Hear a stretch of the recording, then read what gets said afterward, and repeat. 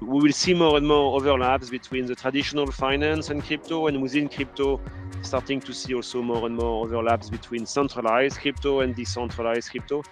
And that's really interesting. And this all enabled by philosophy of open source software and thinking of composability and permissionless access to new digital infrastructure. What we are witnessing is really a migration from our societies from a bureaucratic age to an algorithm age.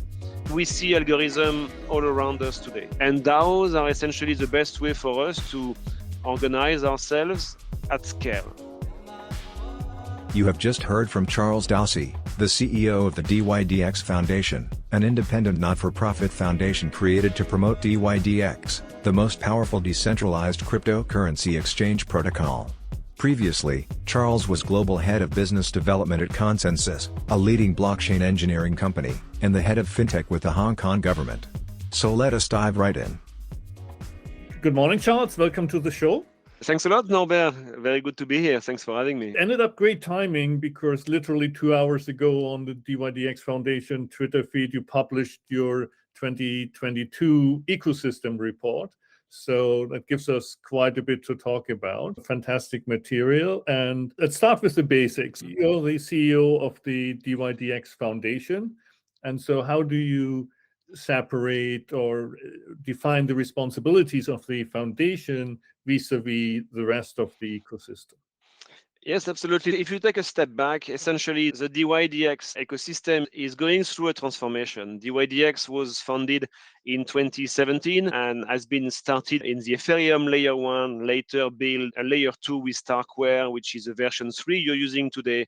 And essentially the application has been slowly evolving into becoming a protocol. And these two keywords are very important. An application sits on someone else's infrastructure, and a protocol essentially become more some kind of a full stack with an ecosystem which is rich of users, builders, and people just building on the top of each other's. So the foundation was created in 2021, and our mission is to enable the dYdX protocol while working together with the community builders, protocol builders, the application builders, and essentially being an active member of all these different work streams working around open source software that is dYdX.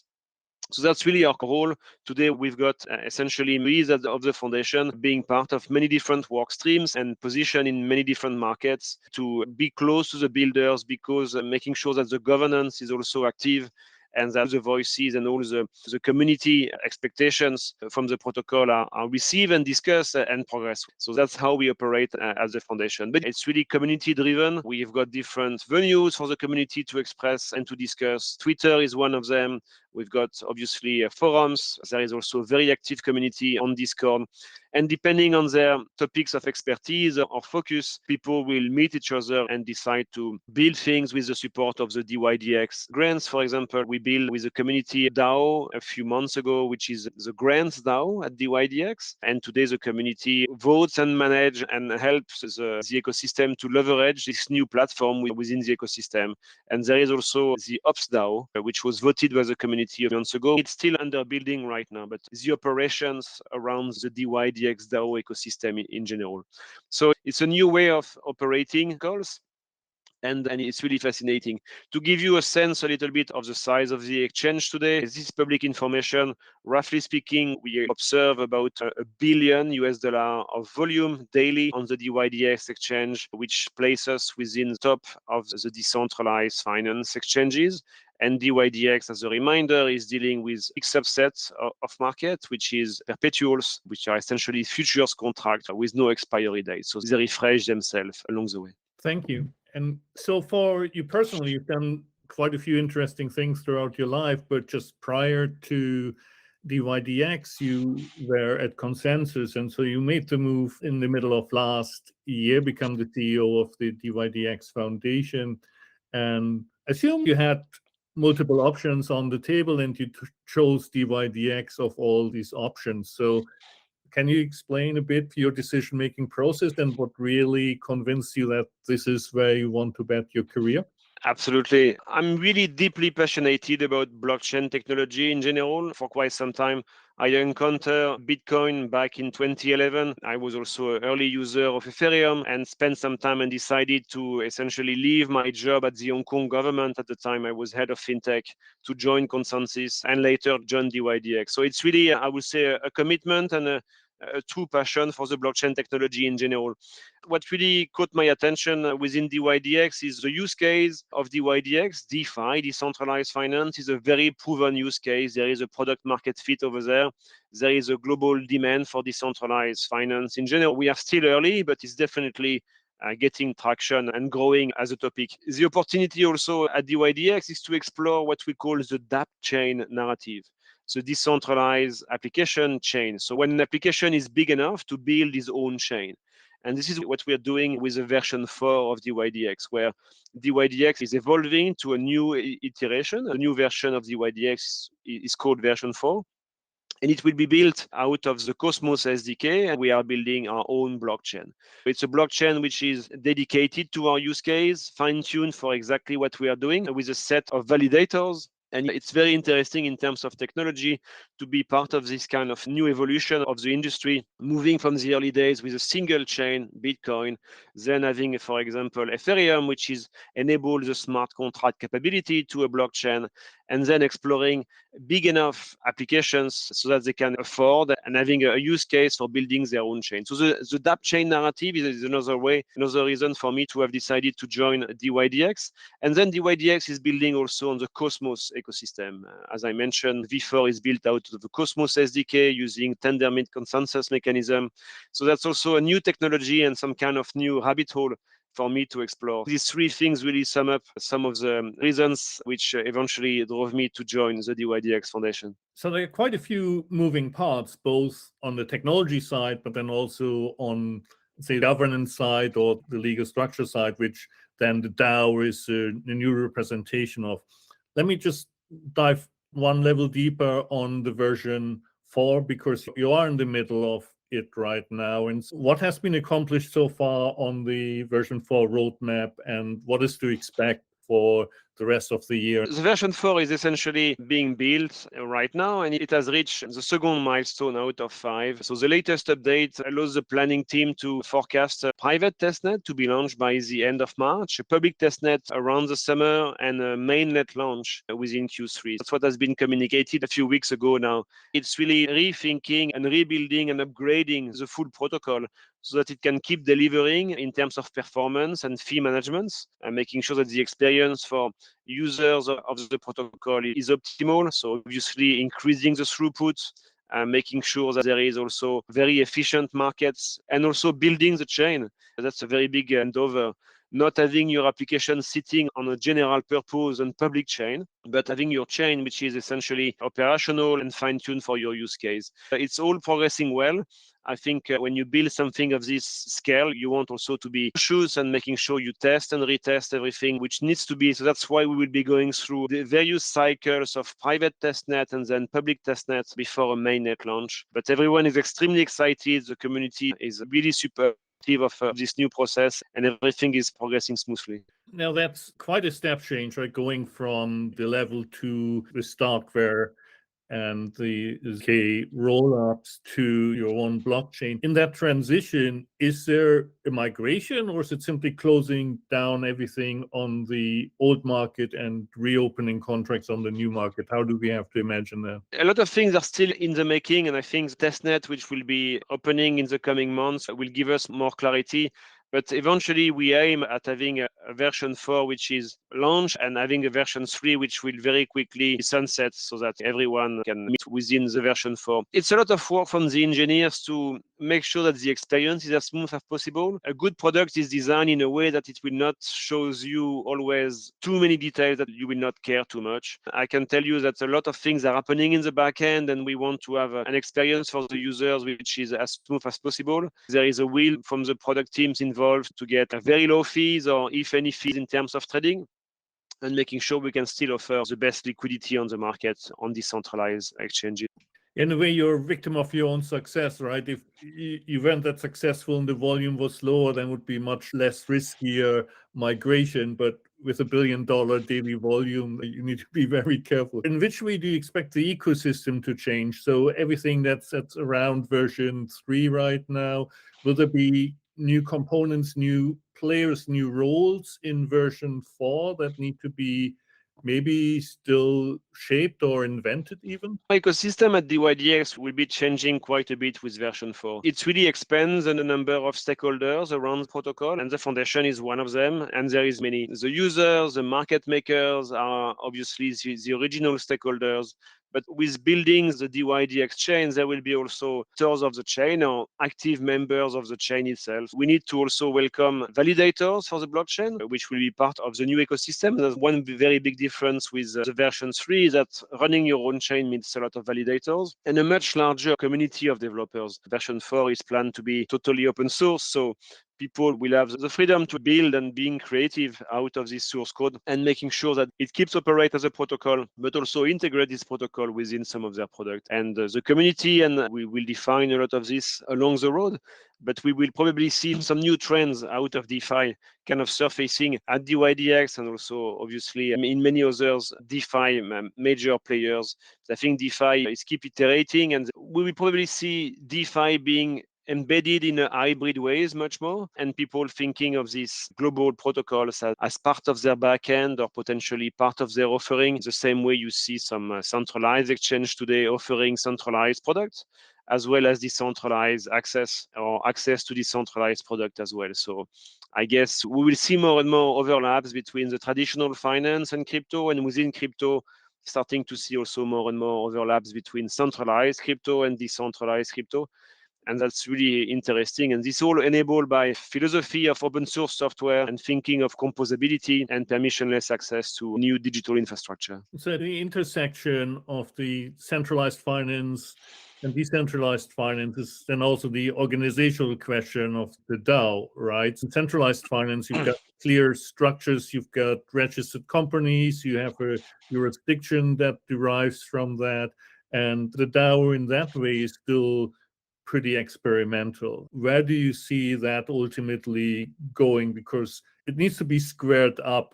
Something has to give. Either we need adjustment in the traditional legal system, or kind of the DAO concept is not quite workable in the current legal structure. There are extremely new format of organization of societies and humans in general, but there is plenty of states in the US as well as countries in Europe which are comfortable with DAOs, but it's still new. I agree with you. I think in the background, what we are witnessing is really a migration from our societies from a bureaucratic age to an algorithm age. And we see algorithm all around us today. The social media you're probably reading every day is driving content via an algorithm to you. The stock market, where your equities or maybe some of your FX exposure driven by algorithm for the most part. So I think it's very important for us to acknowledge that, and essentially as a human species thinking how we get the best skill to survive in this new environment. And DAOs are essentially the best way for us to organize ourselves at scale. The internet has been able to distribute data at scale and connect us at scale, but not yet organizing ourselves at scales. That's probably what Web3 means to me, at least. It's not only the NFT and the metaverse, but thinking, okay, what kind of tooling the new generation of internet is bringing to us in order to keep thriving in the new digital society we are part of today. And this concept of DAOs, Decentralized Autonomous Organization, is, in my opinion, the best way for us humans to coordinate and to get organized at scale, at global scale. And DAOs are a really good illustration of that. It's still new. The dYdX DAO has been progressing. Of DAOs, the operations DAO of dYdX has been approved and in building phase to coordinate a lot of the works from different contributors to the ecosystem. And that's really important. In my opinion, see DAOs the same way Bitcoin. Bitcoin took 10 years or so to be a well-known brand globally today. I think you can ask anyone, do you know Bitcoins? Most of the people today have heard about it. And I would not be surprised if in the next 5 or 10 years, people will be comfortable with the concept of DAOs in multiple different contexts, and probably regulators also will be very comfortable with it as well. But it's a very powerful tool. It's still a little bit early. Many people are experimenting, but a lot of those DAOs are already in great momentum. And there is a lot of extremely bright minds working and activating this. Now, obviously, we have, let's say, two different legal systems around the world, right? We've got the Anglo-American, which is the case law and can basically do anything. And then ultimately it comes to a lawsuit and the judge decides what is right or wrong. And then you've got the Japanese system that really has the law written down. And with that, you have existing legal structures that are either individual persons or they are legal persons, and it can be limited liability company or it can be a partnership, but then also has implications to who's ultimately liable and to what extent, and also how you actually can contract and force a contract with that entity. And so that is, when I talk about it still being experimental and trying to square this up. I fully agree with you that especially for the younger generation that grows up fully digitally, the DAO feels completely natural, but legal structure of whom do I legally contract with, that is still really undefined in my mind. Give it some time, Norbert. If you think about it, in every single country, should it be an Anglo-Saxon countries or some other places in the world, you always have probably between 10 to 25 different kind of company structures available where the regulators and the lawmakers have made their mind, clarify what are the capabilities of these kind of structures, and DAO essentially will come later on. I think we should not always reinvent everything, but we should definitely invite to the digital world some of the old structures. So if you think of a co-op where there is different people bringing and building a company together because they are all doing the same thing, this can be one way. If you think of a fund, a DAO can be also a new type of fund. So people pool money and decide to invest or collect NFTs or invest in different projects. As I mentioned, co-op, I think, is an interesting one. You can have also DAOs, which will be aiming at non-for-profit. So DAO is more a generic kind of definition for digital framework for getting organized, and foresee that countries will either embrace it very quickly as a concept and being wrapper for all the different existing entities they have, and saying, okay, if you want to operate an LLC or if you want to operate a fund in a digital manner, you can operate it on paper, or you can also operate it as a DAO. And maybe some others will decide that the DAO is totally different. So it's still progressing. There is many different views. But today there is, I think it's coordinating millions of different people around the world, around projects. And it's definitely tooling the world of digital asset and crypto needs. So it will keep progressing. I'm thinking of the state of Wyoming, which is very comfortable with DAOs now and considers them with a lot of clarity. And there is always some kind of early movers and followers later on. And today, entrepreneurs also take the decision to essentially operate their business where they get the clarity they expect. Not to say that what you're doing on the technical side is simple, but I think the technology is ahead of all the other structures. The UK also went out and starting to do a survey on DAOs and smart contracts and what it should mean, and clearly looking to carve out this early mover advantage. But maybe that's something that needs to be addressed at the whatever G7 or OECD level, because clearly you're transcending the nation state. So a single country might not be able to capture that. Absolutely. The other aspect of that, especially in running a futures market, is that we have financial regulation. And so how does that fit together? And what are the implications even in the way you're running today? So the foundation does not run any activities. We're really focusing on the community and the software. So we don't operate anything. It's some other companies will decide to leverage some of this software and make sure they operate the right way. But we don't operate any exchange or anything like this. Let's go back to what you started to develop in terms of the future of DeFi, this hybrid model, maybe also across different sectors of financial services, since you also talked about co-ops. Insurance used to be a co-op business, and decentralized insurance feels like something that could happen also very soon again. Where do you see the attack vectors evolving? We've seen the first wave of innovation in DeFi with the exchanges and some of the crypto assets. I think the next big step, or the next maybe catalyst, will probably be central bank digital currencies, CBDCs, which is using blockchain to mint and distribute their domestic currencies. And we have already signs that this world of CBDCs and DeFi will probably at some point overlap. If you think of some of the POCs between the central banks of France and Swiss, where they were starting to use automatic market makers to swap CBDCs, so essentially Forex type of transactions. I think this is a very big market where there is a very big need, and you can easily aid further and get more transparency and more market efficiency by leveraging public networks, blockchain networks, to enable further the FX market. So I think that's a very big one. And that's the one FX, everyone needs FX, or many people need FX because people are traveling and there is still so many currencies around. So I think we will still see this progressing, and we will see some of this early experiment in DeFi, such as the lending protocols, the exchanges protocols, or the swap protocols. All these kind of basic financial activities, we will start to see this experiment in decentralized finance becoming public goods via the involvement or the participation of central banks and commercial banks in general within these protocols. So the central banks and CBDCs come to mind. I'm thinking also of some initiatives from some investment banks starting to leverage DeFi for some of their operations. French investment bank has been doing, I think, his second loan from a decentralized finance lending protocol called a few weeks ago, and we're talking about dozens of millions of US dollars of value over there. So we will see more and more of these use cases where the overlap will keep expanding. And probably the real world assets starts being represented into the world of decentralized finance and crypto.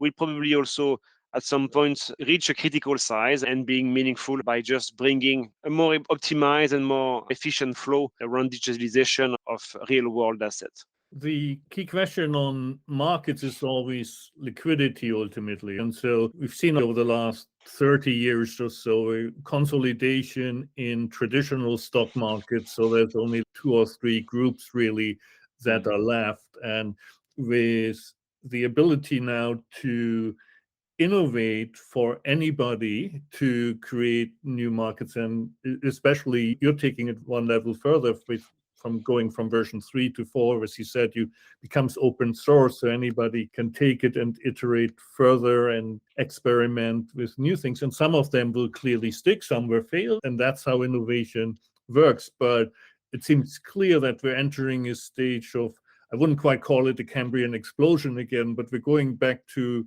a stage where you get many more markets, and some of them will be technically good, some might be not technically that appealing, but maybe they have the liquidity. So the more liquid market might win, and maybe not the technically the best one. But ultimately, how are we sorting out across these hundreds of ideas what's going to be good? Is this just let the market play it out? I think you're perfectly right here, Norbert. We are really into this exponential age where innovation is firing in many directions, and I think the market will be the final judge here. What is very interesting with the crypto public goods or crypto networks is they are proven to work. They've been going through a lot of systemic risk and shocks. Think of the big collapse in various projects which have been giving a big hit on this kind of networks and DeFi protocols.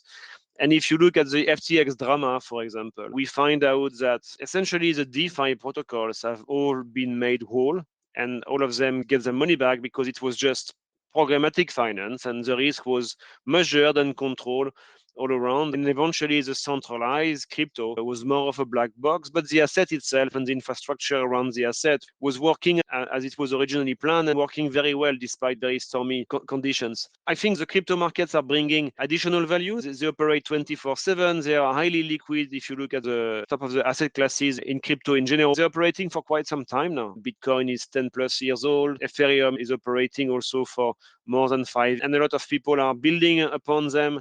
So it's really an era of composability, of global infrastructure. So we don't have this silo of a leading exchange in Asia, in Europe, and a leading exchange in the US. We start to look at, okay, this is just a global marketplace. And I think just by bringing this basic value proposition that some asset class are just global by essence, and those market infrastructure are transparent, permissionless, so you can access them in any way you want, is just a very strong value proposition versus some of the existing infrastructure. So I don't think the change will be radical. I think it will take many years, but we can also be looking at this in a very optimistic manner and thinking maybe there will not be so much move from one platform to another, but the pie will be expanding big time. That's also very encouraging and certainly super energizing. I was just thinking we clearly have some different personalities here. You're clearly the optimistic side, and I'm more on the pessimistic side. And that's why you're in your role, and that's why it's a great role for you. But so especially in the globalization aspect, probably more the glass is half empty type, because I feel like even looking at the internet, we were splitting into different parts, right? The US and in Europe is GDPR, and China has been separated out anyway. And especially when you talk about CBDCs, it feels like it might be going a similar way, where since the Second World War, we've been living in this US dollar dominated world, was divided until the Berlin Wall came down and was truly just US dollar dominated. And that has been really weaponized with all the sanctions. Now, sanctions are nothing new, happened hundreds of years ago, but it feels like this technology also allows to essentially create counter force to that operates outside of this US dominated system. And so we, rather than being unipolar, become at least bipolar again, if not multipolar. And that doesn't mean that there can't be bridges between these segments, but my pessimistic view just sees this a little more fragmented than just one global market. That's good to have different opinions, and honestly, I'm excited to hear your views and trying to counterbalance things. The way I look at this also is those technologies are creating trust where there is not necessarily trust, and they can be trust bridges. So we can think of a trust bridge or a trusted platform between different countries if they have like a lot of topics to disagree on. But having available and bringing to our societies, should you be in North America or in continental Africa or wherever, public good and global networks which give you free access of communication and possibly running some of your business or anything like this. I think it's a great contribution in general to societies. And bringing this kind of trustable digital infrastructure, I think it's very impactful. We don't see it immediately, but it means a lot when you are into one place of the world and maybe your banking system is coming with a lot of very strong rules, or maybe when you are in one place of the world and your central banks is misbehaving and essentially swiping maybe your life saving and your retirement is gone within a few months because of some really bad behaviors or mismanagements. I think making available some alternative for the people to choose is really impactful. Not everyone will be jumping on this straight away, but it's just additional choice and it's neutral choice. It's something which was not available before, and that's why it captures so much excitement, so much passion. Some people will be passionate in a very optimistic way, and I'm probably on this camp. Some others will be skeptical, but they are on their way as well. And some others will be pushing back. That's really maybe sometimes how innovation and technology make its space within our societies. Remember the internet back in the days, people were saying it was only for bad activities and hackers. And nowadays we live with the internet every day. It's a tool for us to work and to do many things. So all of this is progressing, and there is early adopters and soon joiners as well. Yeah, I don't think it's entirely black and white. And I'm like 75% of where you are. It's just like this. Absolutely. Last quarter is a bit more the skeptic in there still, just from what's going on globally. But there's no doubt that you and dYdX are building super exciting and just not standing still, being on version 4. These changes have been step changes, tremendous value add in the version 3 and the fundamental revamp in version 4. Lots of exciting work. And so if people get excited now hearing this, how can they get engaged with dYdX and become part of the journey towards version 4? Excellent. Thank you for that. So I really invite everyone to check on the dYdX Twitter account, dYdX Foundation Twitter account, the annual report of the ecosystem. And it's going to give you a really good view of who is part of this ecosystem, what have been the main achievements of 2022, and what we are all aiming at building for 2023. So Twitter, dYdX Foundation, we are on Discord, and on the website, you will find also many other ways to be in touch with the ecosystem in general, dYdX.foundation. And you're hiring as well? Yes, we are hiring, absolutely. There is 2 positions open now, and I'm fairly positive that the dYdX DAOs in general will be hiring soon also. So if you are looking for testing the futures and experimenting with the dYdX protocol, there is openings at the dYdX Foundation and probably soon also within the dYdX DAOs.